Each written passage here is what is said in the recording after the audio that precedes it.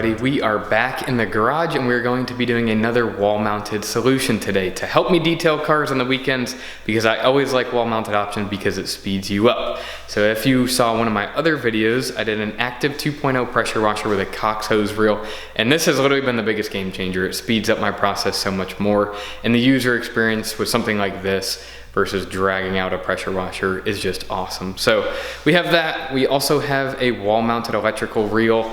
That really is nice for and convenient for just small things that you need to plug in, being able to just wind it right up. But between that and the TV, I'd really like a matching hose reel. So I'm going to be doing a 3/8 air compressor hose reel and a 2-gallon air compressor that both will be mounted to the wall. So I'll go over all the parts and pieces that I got. The reason I'm really using this is just to blow out my pads. I don't do like auto mechanic stuff where I need a massive air compressor, so 2 gallons should be plenty. So let me know what you guys think. If you have any questions along the way, let me know. Let's knock it out. Okay, so from right to left, we have the hose reel. So this is, again, a 3/8 hose reel. It's okay. The hose is semi-good quality. It's no professional grade. It does have brass fittings on both ends, and it's a Clutch brand. So this is from Northern Tool and runs you about $60, which is not too bad. But really the purpose for getting this is I just needed it to match that other hose reel. Side by side, my OCD is way too bad if it didn't. So to me, that looks really, really nice. This is from Harbor Freight. So this is where the money is. This is where I had the most fun researching. This is a Harbor Freight Fortress Ultra Quiet. And let me tell you, it is dead silent from what you're used to for an air compressor. It's a 2-gallon.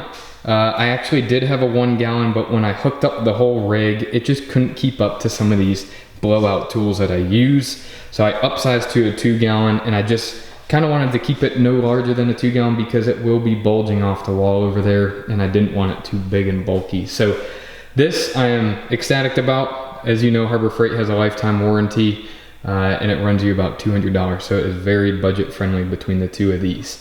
Now for the mounting solution, I have a piece of MDF that I got from Lowe's. I was able to cut it in half to match just bigger than the width of the compressor. Though it did expose some of the MDF board, I'll either have to reband it or paint it. But to me, this looks really, really clean versus just a piece of wood. Now, this is very flimsy, right? These aren't super stout. So I bought these brackets that go from front to back, and 16 inches on center will line you up with the 2 sitting points for this air compressor. So really, all of the weight of this compressor is gonna be sitting right on 2 brackets that will be bolted to the stud. So that was about $40. So all in all, you're looking at a $300 solution that in my opinion looks really, really clean and should look pretty nice sitting there on the wall. So let's see exactly how hard this is to mount.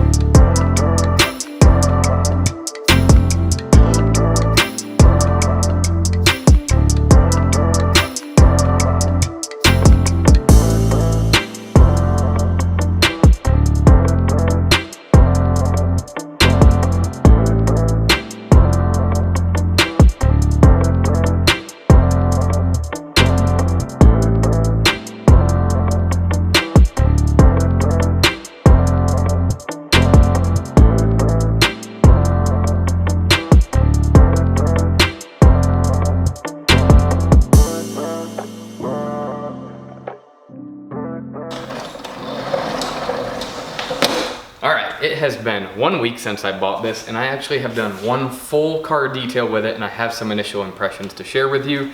Now, 10 out of 10, recommend this. This is just absolutely awesome.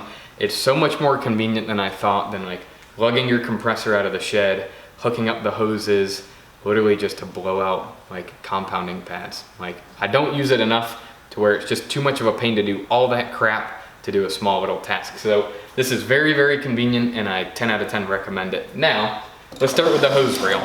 So the hose reel has been awesome.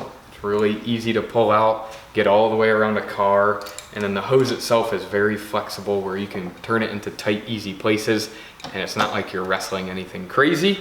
Now I did do quick disconnects on everything, so it's easy to interchange tools.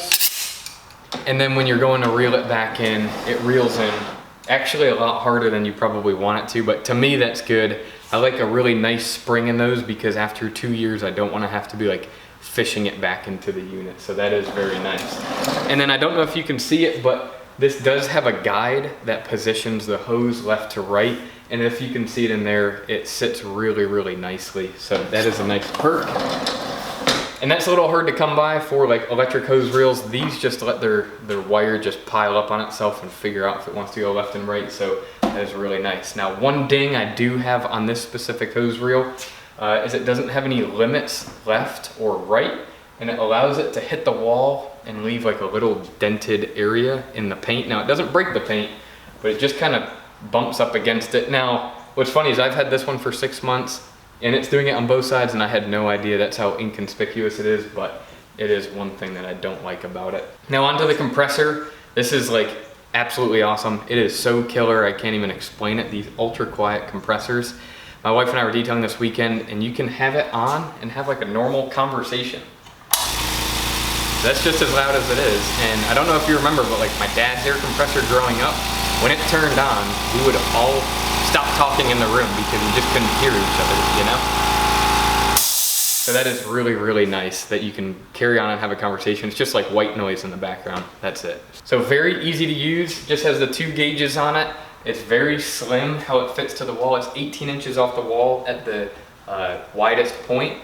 And then really, if you already have hose reels on your wall, this actually sits just flush, if not in a little bit from these guys.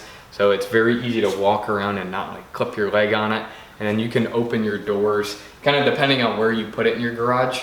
Just like me, I recommend you bring it a little bit forward so you can back up, pull your doors open and not have to worry about it. So one thing that I do have with this unit is it's only a 2-gallon unit. I went for this because I wanted the ultra quiet. I didn't want a big pancake compressor or one that sits in the corner that's really loud. And I don't really use it enough, but I will say we're gonna do a demonstration right now showing how fast the pressure goes out on these. So when I was detailing, I would make it about 3/4 through like the zone that I was working in with this carpet tool that runs about 60 to 90 PSI. And I had to wait for it to kind of build back up and then use it again. So you did have to do that a lot, especially in like the trunk area of a car. But to me, again, I don't use this enough to worry about just waiting a little bit. So you make that call for yourself, but let's go and check that out. That is the unit itself, so let me know if you guys have any questions, and we'll see how it works. All right, now I'm gonna use this carpet blowout tool and go left to right. We're gonna see just how far it makes it until it becomes unusable pressure to run this tool. Now you will hear the air compressor kick on at a certain distance, but I'm just gonna keep going until it becomes unusable.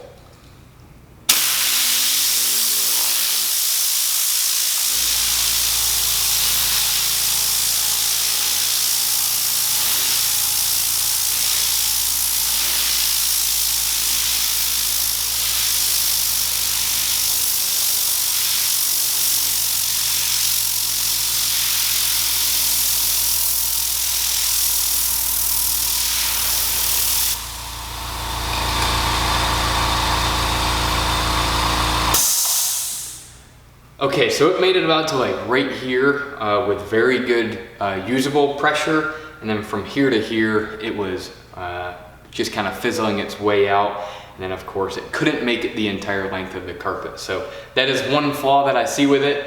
I don't see that as that bad for people like me. And that is a wrap. Thank you guys for watching. Thanks for supporting the channel and watching weird, quirky installs like this. So stay tuned for more. Peace out.